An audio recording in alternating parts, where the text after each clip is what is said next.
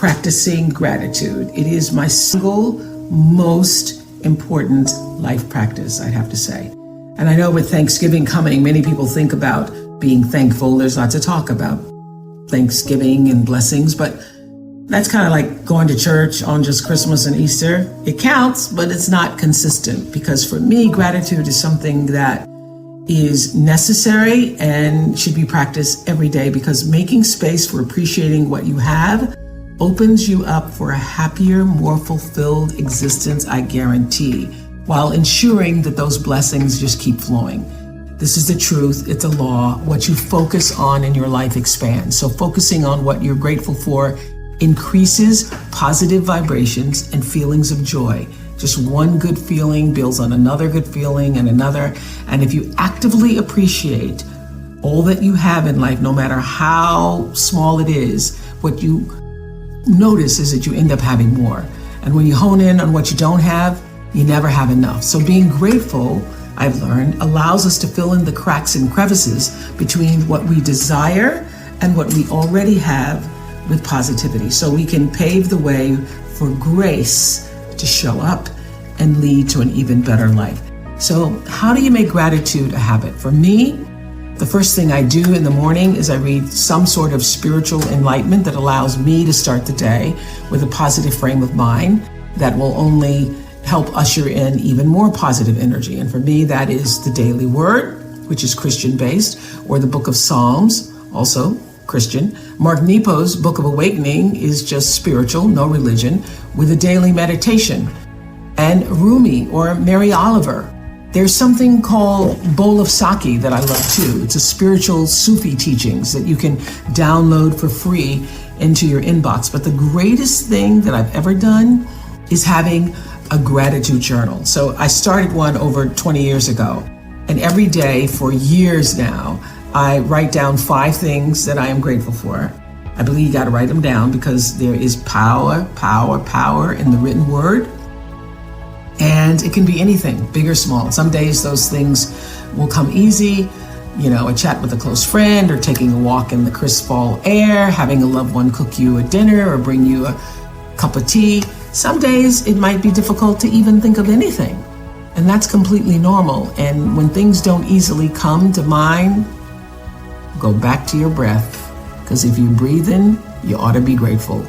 Know that you have that, and simply opening your eyes in the morning and having that breath is a gift. But every day, I consistently write down 5 things that I'm grateful for. Sometimes it's more than 5, but if I can't get to 5, I just go breath, breath, breath.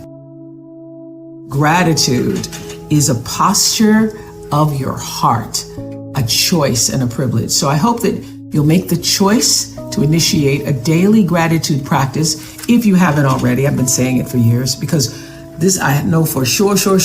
Appreciating, noting the delights that show up in your life will ensure more goodness is coming your way. After a year like nobody has ever experienced, I believe that the best thing we can collectively do is to take care of our individual selves. Now, I know that might sound oversimplified and even selfish to some people, but this is what I know for sure, that you have to feed yourself with love and loving thoughts in order to show up more fortified and complete to give other people your love. We hear about self-care so much these days, but what does it really mean? Well, for me, it's about engaging in practices that fill you up in every way. That means eating foods that are both enjoyable and nourishing, giving your body the gift of some form of movement every day, and surrounding yourself with people whose energy uplifts you. This is so important. Also, creating space in your day for just give yourself at least a minimum of 5 minutes of stillness. That alone time is so crucial when you can distance yourself from the voices of the world so you can hear your own voice loud and clear. That's why I have dedicated Sundays as my time for recalibration and renewal. So sometimes it's just a simple walk in nature, or just sitting out in the backyard. All of it, that alone time, helps me recenter, refuel me for whatever the coming week is. And however that shows up for you, that's what you need to do for you. I love how Glennon Doyle put it in her book, Love Warrior. She said, I have met myself and I'm going to care for her fiercely. So I know we have to be reminded as women people to continuously make ourselves a priority, because when you truly value yourself, the world reflects that worth back to you. Nobody needs to be reminded of the importance of self-care, though, more than mothers. So we all know that back in normal times, before there was a pandemic, moms had so much on their plates, managing the needs of children and spouses and households and in-laws, and that's why I have so much respect for people who do it well. And now the pandemic has taken its toll, from juggling increased childcare demands to mental health ramifications to economic strain. From the more than 5 million jobs of women were lost since February of 2020. So we know mothers are carrying a heavy load on their shoulders, and that's just another indication that self-focus on yourself is so important. Is there someone you need to forgive? It's one of the most difficult principles of life to practice, but it can also be one of the most rewarding. It's one of the grandest gifts you can give to yourself. You forgive and you become relieved of the heavy burden of resentment that you've been carrying that's weighing you down. You become lighter, literally, and things in your life begin to fall into place. So as someone who has experienced abuse during childhood, I know very well that the struggle to forgive the people in your life who have hurt you is real, and it's painful. But know this, it's not about condoning whatever it is that person did to mistreat you. It is about allowing what they did to affect how you live your life now. Dr. Gerald Jampolsky put it to me this way years ago on the Oprah Show. It was a big aha moment that I've accepted now as spiritual law, when he said, forgiveness is giving up the hope that the past could have been any different. I repeat that. Forgiveness is giving up the hope that what woulda, coulda, coulda, shoulda happened, in fact, it did not happen. It's accepting the reality of what did happen and moving on. This truth has been fundamental in allowing me to live my best life. It was transformative. You have to come to the realization that what might have been is not what is. Easy to hear, I know, and harder to do. You got to sit with the hurt, feel it. It's uncomfortable. But when you can rise up and just really meet that pain face to face and then let it flow through you, only then can you let it go and step out of the hurt of your history into the possibility of the present. I've carried this lesson from Iyanla Vanzant with me for some time. I remember years ago on the show, she said, you can accept or reject the way you are treated by other people, but until you heal the wounds of your past, you will continue to bleed. You can bandage the bleeding with food, with alcohol, with drugs, with work, with cigarettes, with sex, she said, but eventually it's gonna ooze through and stain your life. You must find the strength to open up the wounds, stick your hands inside, pull out the core of the pain that is holding you in your past, the memories, and make peace with them. So here's the formula. Accept what has happened. Forgive others. Forgive yourself. Accept the now. That is the recipe to begin healing. And give up the hope that the past could have been anything other than what it actually was. Whatever happened, help to make you, you.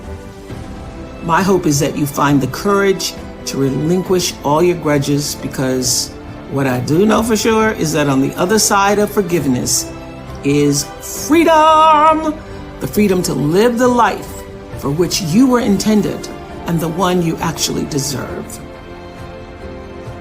There are so many feelings that we've all experienced over the past year and a half as a collective. So we're all in it together. I know we've heard that before. A lot of people don't believe it, but we're in it together feeling the same things, whether we agree on what we're feeling or not. And one of the abiding feelings I know is the sense of uncertainty, not knowing for sure what is next. So our lives have been shaken up and shifted, to say the least, which has made a lot of us uncertain of what is on the horizon. When will we go back to the office full time? What is that going to require of me? How long will we be wearing masks? How long will we be fighting about masks? When will all of this be over? And it really is completely natural to not have all of the answers. So one thing I do know for sure is that we all have to let go of knowing, of having complete control, and being able to ready ourselves to navigate waves of change as they come. But how do we do that? Anxiety comes when we live in the unpredictable nuances of the future, all the what ifs. You know, I remember when I was on trial back in 1998 for disparaging a burger and had to sit in a courtroom for 6 weeks in Amarillo. Thank you very much. And in the beginning of that trial, I had so much anxiety. Learning to stay focused on just that day and not the multiple days ahead is what actually kept me sane. So I think we all must practice becoming more comfortable stepping into the unknown. And when those uncertain, overwhelmed feelings creep in, you need to make an effort to stay in the present moment and just be still and breathe and say to yourself, I am here now, and right now everything is okay. All is well, all will be well, and there's nothing I cannot handle. So take some time to be quiet enough to listen to your internal GPS, your truer self, and let the clamor of the world dissipate. Listen to the whispers, as I like to say, and then let that guide you. Sometimes just the fear of uncertainty can stop us from taking the next step toward a breakthrough. But we cannot let uncertainty just fester and morph then into doubt that your fortitude, that your determination, that your values won't have your back as you navigate whatever is coming next. Now, they've been there for you in the past, they're there for you now, and they will be by your side as time goes on. So look at where you've come from, how far you've journeyed to get to the you that you are now. And you're still adapting, evolving to an ever better version of yourself. Hopefully, that's what we're all trying to do. Who you are and what you believe in can remain steadfast and rooted enough to take on uncertainty. There is so much going on in the world right now. Mask mandates are changing all over the country as vaccination rates are going up. Travel is coming back. A return to working in the office may be in the foreseeable future for a lot of you. And as we look to this next chapter, after such a long and challenging stretch, I think it's time for us all to think about refreshing ourselves in a way that allows us to keep what matters most, turn over what we're ready to let go of, and make room for the new in our world, in our lives. So I don't know about you all, but I am forever changed by all of these months away from the bustle of the world. And I will forevermore carefully choose what has to have my attention and what does not, because I've learned a lot of things do not. So when we hit that little refresh button on our computers or phones, it updates everything so quickly and just like that, so simple. Sometimes it's even automated, so there's not even any thinking about it. A refresh, though, in real life, as we know, takes effort, it takes time, it takes patience. So be kind to yourself during these days. Check in, be still until you can hear and feel the answers you need for moving forward. And always feel blessed that we survived a pandemic and we have another chance to get things right in our daily lives.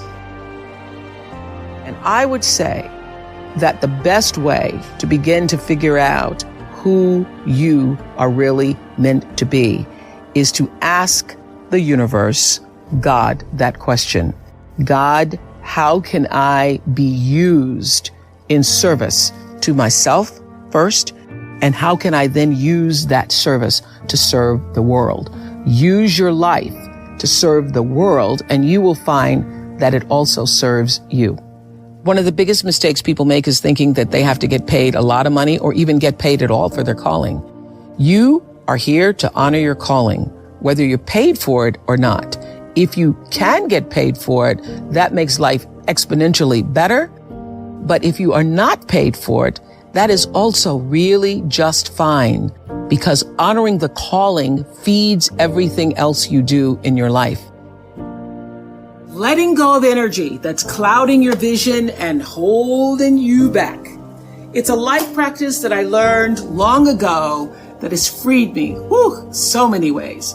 It's a fact that holding grudges against somebody who's done you wrong, or revisiting hurtful situations in your head over and over, only weighs you down and prevents you from being who you're meant to be right now, because you're still energetically holding on to the past. The energy that you put into constantly rewinding to the resentment. Why did they do that? Why did they say that to me? I didn't deserve to be treated that way. All of that only keeps you stuck. It will never change what happened. You've got to press stop and reject the urge to keep replaying so that you can then fast forward into the now for yourself. You know, a lot of people think that holding on to things that disempowered them is going to somehow magically turn it around. As I said in my message a couple of weeks ago about forgiveness, you have to release the notion, give up the hope that the past could have been any different. And you also must release the idea that people would do what you might do in any given instance. This is a big one. I had to learn and relearn before I actually got it. Expecting people to do what you would do in a situation only leads to your disappointment, not theirs. They're going on with their life. So let people be who they are, and either you accept it or you don't. Not doing that keeps you stuck in a circumstance that actually costs you time, costs you energy. And I can guarantee that oftentimes the person on the other side of the bitterness you're holding on to, they're not even thinking about you. In fact, they probably have just moved on. They certainly aren't obsessing the way you are. Think of it like letting go of any bad habit that just doesn't serve your well-being. Not an easy task. Taking the road to a more enlightened, healthy existence never is. So this is what I want to ask you to ask yourself. Why am I holding on to this? How is this serving me? And really think about the answer. Maybe it makes you feel validated. Maybe it makes you feel righteous. Or maybe taking on the pain is your way of recognizing the injustice so that even though it won't be made right, it can at least not be forgotten. Then I ask you, again,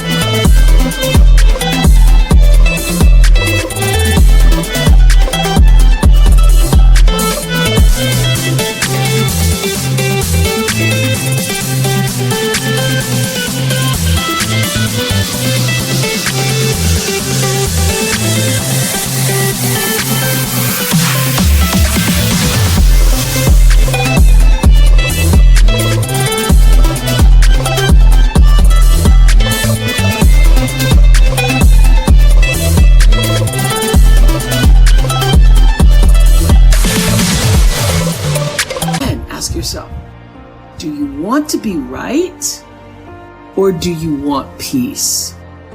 This was huge for me. The unfortunate fact is that having both may not be possible. And also you may never get your moment of righteousness, so why wait for it? Choose peace.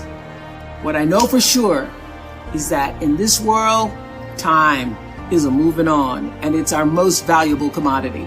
You can never get it back. So staying in that loop, playing it over and over in your head of hurt, only amplifies your pain. Let it go. Exhale, make room in your heart for something that is uplifting. Surround yourself with people who want the best for you. You have the ability to shift the DNA of your spirit and control how you perceive life. So why not lighten your load and let it go. Knowing when you know better, you do better. We're ready to move on to what I think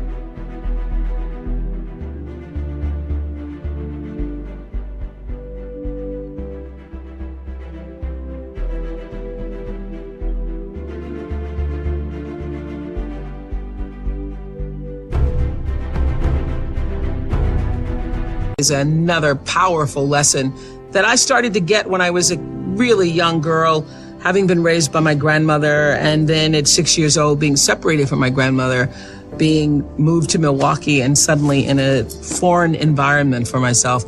I remember walking into that new space and recognizing that in many ways I was alone, which is a terrible feeling if you're 6 years old.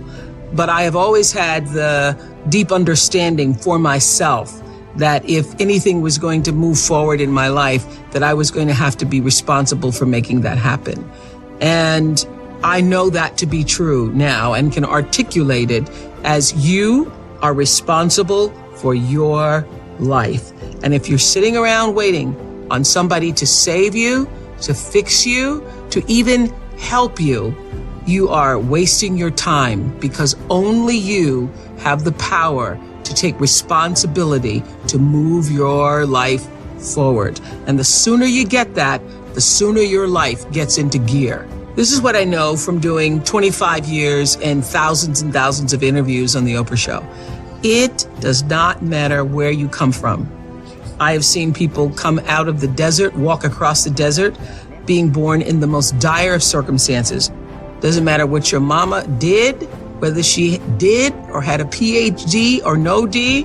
What matters is now, this moment, and your willingness to see this moment for what it is, accept it, forgive the past, take responsibility, and move forward.